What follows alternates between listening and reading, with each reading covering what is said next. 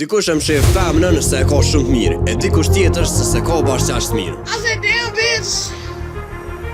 E UEFA po e mshef këtë arbitre. Kjo është historia e Manuela Nikolosit, arbitrës që i ka gjiku mbi 200 ndeshje profesionale, përfshi edhe ato të Chelsea Liverpoolin finale në Superkupës UEFA 2019. Një femën që ka arrit ma shumë se shumica e meshkujve në të njëjtën pozitë, po s'ka mujt me u trajtu njëjtë. Në një intervistë Nikolosi tregoi që këtë karrierën ja kanë përsërit një frazë: duhet me qenë ma pak e dukshme, po të shikojnë shumë. Imagjinoje të tonë që po e bën punën tepër mirë, as mirë sa të lejojnë me ecë përpara. Një vet ajo s'u ngrit nga seria C në serin B.